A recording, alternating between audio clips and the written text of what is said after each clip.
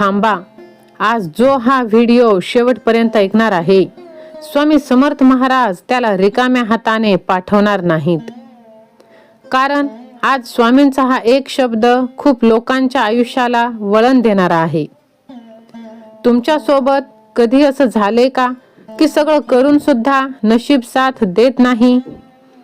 मेहनत खूप करतो आपण, दुःख आपल्या वाट्याला येतं आणि प्रश्न मात्र एकच असतो की देवा, माझं कुठं चुकलं आणि मीच का?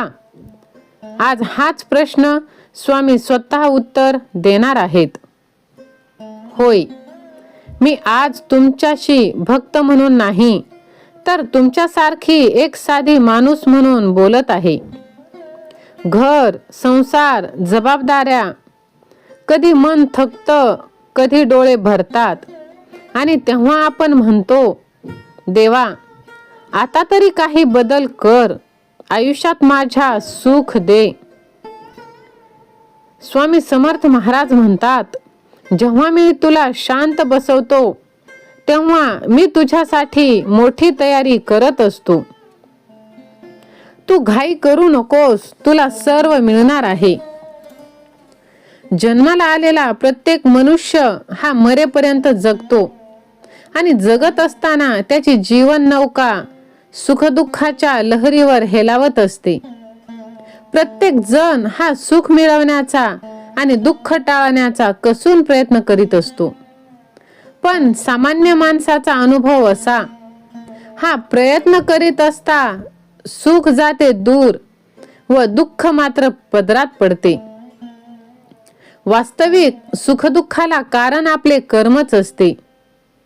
बाळा, सुख मिळाल्यास माणूस त्याचे श्रेय स्वतःकडे घेतो आणि दुःख प्राप्त झाल्यास त्याची जबाबदारी तो दुसऱ्या कोणावर तरी ढकलतो. पापाचे फळ दुःख व पुण्याचे फळ सुख, हे असे सुखदुःखाचे सरळ गणित आहे.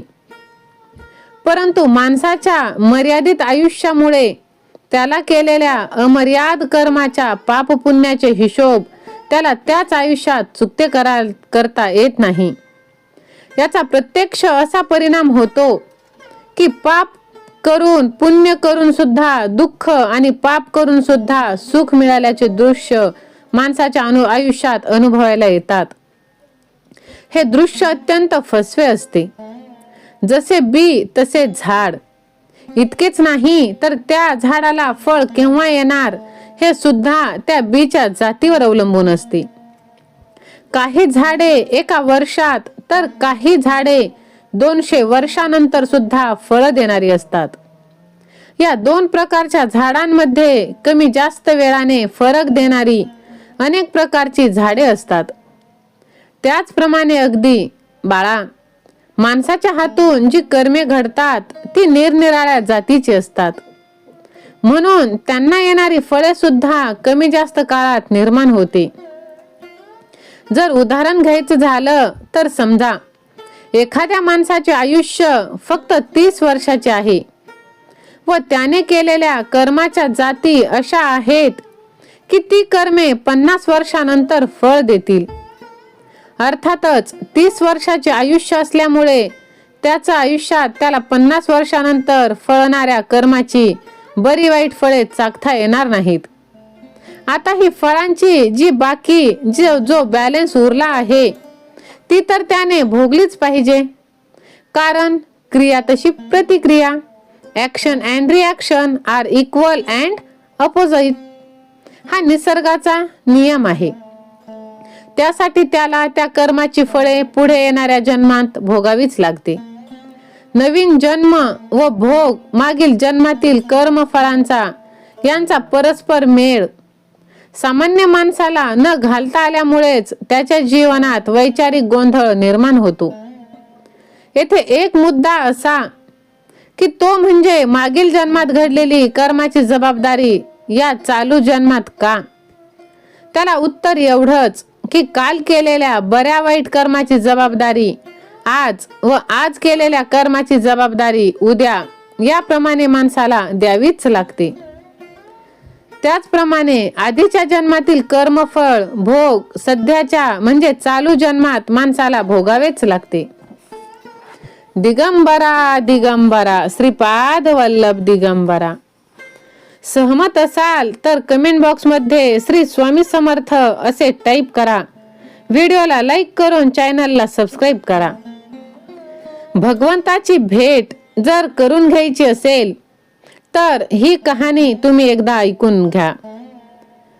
पौर्णिमेची रात्र, लख चांदणं, गोल रुबाबदार चंद्र आणि त्या प्रकाशात गिरनार पर्वताच्या 10,000 पायऱ्या चढणे म्हणजे अनोखा संगम. अशाच एका पौर्णिमेला साधक त्याच्या 3 मित्राबरोबर गिरनारी पौर्णिमेसाठी तयार झाला. गिरनार हा विषय साधकाच्या अगदी जवळच्या साधनेतील विषय. पायऱ्या चढताना आजूबाजूला कोणीही नसावं. स्वतः शांत नामस्मरण करीत विना प्रकाशात म्हणजे उजेड काहीच नाही पायऱ्या चढाव्या असे नेहमी त्याला वाटायचे. परंतु अनेक रहस्यांनी भरलेले गिरनार शिखर हे अनेकांच्या मनावर बिंबलेले होते. त्यामुळे बरीच मंडळी आजूबाजूला असायची. अशाच एका गिरनार वारीत त्याला जंगला वाटे गिरनार शिखर चढण्याचा मार्ग समजला. पण एकटे जाण्याची त्याची हिंमत होत नव्हती. म्हणून पौर्णिमेच्या दिवशी 3 मित्रांसोबत त्याने त्या जंगलाच्या रस्त्याने जाण्याचा निर्णय घेतला. एके पौर्णिमेला 3 अति खास मित्रांसोबत साधक जंगलाच्या मार्गे गिरनार चढण्यास निघाला. नेहमीप्रमाणे भवनातला नमन करून मागील बाजूच्या रस्त्याने त्याने गिरनारच्या पहिल्या पायरीवर डोके टेकवले आणि हळूहळू मित्रांसोबत पायऱ्या चढायला सुरुवात केली. साधक 500 पायऱ्या चढल्यानंतर जटाशंकराचे स्थान आले. तिथे काही वेळ जटाशंकराचे दर्शन घेण्याचा त्याला मोह झाला. त्याच्या सोबतच्या मित्रांना पुढे जायला सांगून काही काळ तो तिथेच पायऱ्यांवर बसला. काही क्षणातच त्याला मंद असा सिगारेटचा वास येऊ लागला. जटाशंकराच्या दिशेने जंगलात त्याची पावले त्या वासाचा माग घेऊ लागली. तो कुठे चाललाय त्याचे त्याला भानच नव्हते. एकटाच असलेला तो आता कशालाही घाबरत नव्हता. नामस्मरणात दंग तो एका वेगळ्याच दुनियेत होता. त्याच्याबरोबर घडणारे क्षण त्याच्या कल्पने पलीकडचे होते. हळूहळू तो जंगलात खूप आतपर्यंत आला होता. जमेल तसे वर चढण्याचा प्रयत्न करत होता आणि तेवढ्यात अचानक वास बंद झाला आणि साधक भानावर आला. आपले मित्र खूप लांब राहिले याचा त्याला अंदाज आला. पण त्या तिघांपैकी एकाला मागच्या पायऱ्यांवरचा रस्ता माहित होता. तसेच त्या मित्राला साधकाने पूर्व कल्पना सुद्धा दिलेली होती. काहीही झाले तरी दत्त पादुकांचे दर्शन घेऊन खाली आश्रमात यायचे हा नियम त्याने त्याच्या मित्रांना समजावला होता. किर आवाज करणारे रातकिडे, मधूनच पक्ष्यांचा विचित्र आवाज आणि विसरलेला रस्ता या सर्वात साधक जय गिरनारीचा घोष करत होता. कुठे जायचे, कसे जायचे हे त्याला काहीच कळत नव्हते. पण न घाबरता तो बिनधास्त होता. स्वतःच्याच नामस्मरणात दंग होता. महाराज, या कार्यात देखील तुमचा काहीतरी खेळ नक्कीच असणार. त्यामुळे मार्ग देखील तुम्हीच दाखवा असे म्हणत त्याने बाजूला असलेल्या शिळेवर बस्तान मांडले. काही क्षणातच एका सुमधुर बासरीचे वादन त्याच्या कानावर ऐकू आले. त्या आवाजाचा वेध घेत साधक आवाजाच्या दिशेने चालू लागला. काही अंतरावर एका विशाल औदुंबराच्या झाडाखाली एक तरुण बासरी वादन करीत होता. आजूबाजूला अनेक मोर, हरणे, लांडोर, फुलपाखरू, पक्षी असे भरपूर जीव आनंदाने नाचत होते. संपूर्ण सृष्टीचा प्रकाश जणू त्या युवकाच्या अवतीभोवती जमला होता. त्या युवकाजवळ आल्यावर त्या मधुर वादनाच्या तालावर साधक देखील डोलू लागला. थोड्याच वेळेत त्या युवकाने बासरी वादन थांबवले. तसे ते सर्व पक्षी प्राणी आपापल्या स्थानी पळाले. साधकाने त्या युवकाला नमस्कार केला व श्री गुरुदेव दत्त म्हटले. त्यावर शुभम भवतु असा आशीर्वाद त्या युवकाने साधकाला दिला. आपण कोण, येथे कसे, असे प्रश्न साधकाने युवकाला विचारले. मी इथेच गावात राहतो. बासरी वादन करणे मला आवडते. रात्रीच्या शांततेत ते अधिक मोहक ठरते म्हणून मी येथे वादन करीत होतो. पण आपण येथे कसे, असा प्रश्न युवकाने साधकाला केला. मी गुरु शिखराच्या दिशेने निघालेलो, परंतु रस्ता चुकलो, असे म्हणत घडलेला वृत्तांत त्या युवकाला सांगितला. त्यानंतर साधकाला घेऊन तो युवक निघाला. चल, मी तुला रस्ता दाखवतो म्हणत दोघे चालू लागले. वाटेत गप्पा सुरू झाल्या तेव्हा त्या साधकाने युवकाला दत्त गुरु म्हणजे नक्की कोण असा प्रश्न केला. त्यावर मला नक्की माहित नाही की ते कोण आहेत, पण माझ्यासाठी ते माझे गुरु आहेत, असे उत्तर साधकाने त्या युवकाला दिले. त्यावर मंद हास्य त्या युवकाने केले. त्या हास्यानंतर जणू साधक त्याच्या प्रेमातच पडला. महाराज नक्कीच लीला करीत आहे असा संशय त्याला येऊ लागले. अरे, दत्त म्हणजे साक्षात जगद्गुरु, बलवानाचे बल, ज्ञानी यांचे ज्ञान, गुरूंचे गुरु. मोक्ष किंवा मुक्ती मिळवण्यासाठी ज्या त्रिगुणांचेच म्हणजे सत, रज व तम या 3 गुणांच्या पलीकडे जाणे आवश्यक असते, तसेच त्रिगुणातील म्हणजेच दत्त, अशा दत्तगुरूंची उपासना सरळ सोपी नसते. अनेक कष्टाने त्यांचे गुरुत्व साधकांना लाभते. असे ते दत्त माझे गुरु आहेत असे जर तू म्हणतोस तर आनंदच आहे, परंतु सर्व समर्पण कायम ठेव व तुझ्या मनातला हाच भाव कायम राहू देत. असे म्हणत त्या युवकाने साधकाला गिरनारच्या पायऱ्यांवर आणून सोडले व साधकाचा निरोप घेत तो तरुण पुन्हा त्या घनदाट पायवाटेने जंगलात अदृश्य झाला. गिरनारीची अपरंपार लीला मानित तो साधक पायऱ्यांवाटेच गिरनार चढू लागला. अंबाजी आल्यावर साधकाला त्याचे मित्र भेटले. तिथे त्याने मित्रांना घडलेला वृत्तांत सांगितला. पुढे अंबा मातेचे दर्शन घेऊन गोरक्ष शिखरावर तो सरकला. तेव्हा तेथे एक नाथपंथी अघोरी साधकाची भेट झाली. त्या नाथपंथीयाने साधकाची विचारपूस केली व आपण स्वतःच साधकाला खाली जंगलात घडलेल्या प्रसंगाची विचारणा केली. त्यावर साधक व त्याचे मित्र विचारात पडले. इथे गिरनार मध्ये कुठे काय चालले हे मला माहित आहे असे ते म्हणाले.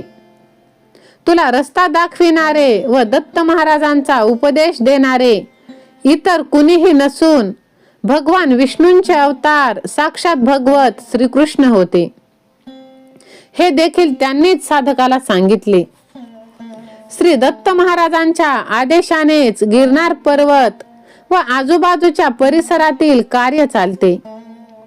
प्रत्येक वेळी विशेष चमत्कार होत नसले तरी काही भेटी होणे आवश्यक आहे. त्याद्वारे तुझ्यावर धार्मिक संस्कार घडत आहे. येणाऱ्या काळाची गरज, कलियुगातील धर्मासाठीचे तुझे योगदान, यासाठीच महाराज तुला घडवत आहे, असे ते नाथपंथी साधकाला म्हणाले.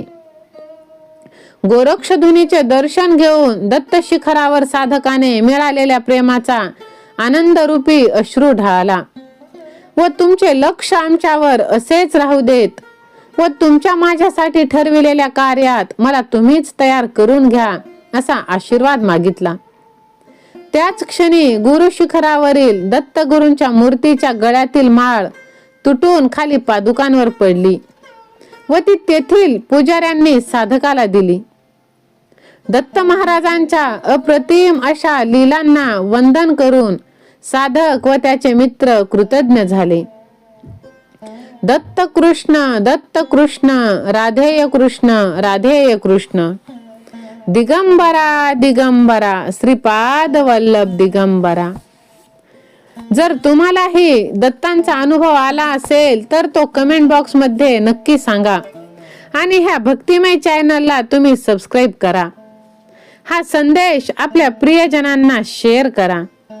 कारण प्रत्येक दत्त भक्ताचा हा जन्मसिद्ध अधिकार आहे की दत्त भक्ती जास्तीत जास्त लोकांपर्यंत पोहोचवणे. जगात हजारो माणसे जन्माला येतात, काही काळ जगतात आणि हे जग सोडून जातात. अशाच रीतीने जन्म मरणाचे चक्र हे निरंतर चालू असते अनंत काळापासून. कितीतरी पशु पक्षी जन्माला आले, किती मेले याची नोंद नाही. त्याचप्रमाणे किती माणसे आली, किती माणसे मेली याची सुद्धा नोंद नाही. जनपळभर म्हणतील हाय हाय. म्हणून जगात जगतात सर्वच, पण आपण जगतात कसे यालाच जीवनात खऱ्या अर्थाने महत्व आहे. त्यासाठी तुम्ही भगवंताचे नामस्मरण करत जगा. नक्कीच भगवंताचा साक्षात्कार चमत्कार तुम्हाला आल्याशिवाय राहणार नाही. सहमत असाल तर स्वामी सेवा आणि मी असे टाईप करा. माणूस जन्माला येतो, सामान्यपणे आयुष्यभर राम नाम न घेता राम नाम घेण्याची जास्तीत जास्त टाळाटाळ करीत व इतरांची कुटाळकी करीत अकस्मात एक दिवस तो राम म्हणतो आणि जगाला कायमचा रामराम ठोकतो. जन्म व मरण यांच्यामध्ये जे असते ते जीवन. हे जीवन जगत असताना माणसाला एकच आस असते, ती म्हणजे जीवनात आपल्या दुःख क्षणभर सुद्धा नसावे व ते अखंड आनंदाने फुलत असावे. त्याला असे मनापासून वाटते की आयुष्यात दुःखाचे क्षणच नसावेत. जीवनात येणारी प्रत्येक क्षण हा सण रूपाने सामोरा यावा. पण प्रत्यक्षात मात्र त्याला जो अनुभव येतो तो नेमका याच्या उलट. सुखाची आस बाळगणाऱ्या, दुःख टाळण्याचा अट्टहास करणाऱ्या या मानवाला सुखदुःखाच्या प्रमाणांचा जो अनुभव येतो तो हा की सुखाचे हसू आहेत कणभर तर दुःखाचे आसू आहेत मनभर. याचे प्रमुख कारण एकच, ते म्हणजे जीवन जगणे ही एक उत्कृष्ट कला आहे. याची जाणीव बहुसंख्य लोकांना नसते. संगीतामध्ये जसे सारे ग म प ध नी असे 7 स्वर आहेत, हे 7 स्वर जो सुरेखपणे व कौशल्याने हाताळतो तो सुरेल व मधुर असे संगीत साकार करतो. याच्या उलट हे 7 स्वर व्यवस्थितपणे व हुशारीने कसे हाताळायचे याचे ज्ञान माहित नसते. ते बेसूर संगीताला आमंत्रण देतात. हे 7ही सूर घटक आपल्या आपल्या परी महत्वाचे आहेत आणि प्रत्येक सुराला जीवनात अनन्यसाधारण असे महत्व आहे. म्हणूनच तुम्ही जीवन जगताना स्वतःवरती विश्वास ठेवा आणि आयुष्य हे चांगल्या दृष्टीने जगा.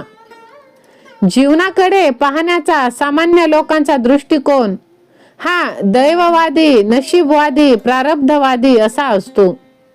यशस्वी जीवन जगणे ही एक कला आहे.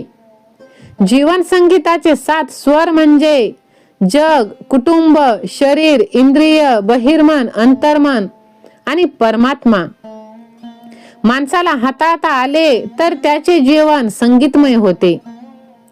माणसाचे भवितव्य बहुतांशी त्याच्याच हातात असते. कारण निसर्गाने माणसाला पूर्ण कर्म स्वातंत्र्य बहाल केले आहे आणि कर्म स्वातंत्र्याचा उपयोग कसा करायचा हे ज्याने त्यानेच ठरवायचे असते, अन्य कोणीही नाही.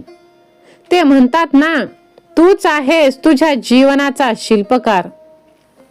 तर स्वामी भक्तांनो, जर आजचा व्हिडिओ तुम्ही इथपर्यंत ऐकला असेल आणि व्हिडिओ आवडला असेल तर हा संदेश तुम्ही जास्तीत जास्त लोकांना शेअर करा आणि चॅनलला सबस्क्राईब केलं नसेल तर ते सुद्धा तुम्ही सबस्क्राईब करा. कमेंट बॉक्समध्ये मी स्वामींचा लाडका भक्त आहे असे टाईप करा. स्वामी माऊली तुमच्या सर्व चांगल्या इच्छा पूर्ण करोत.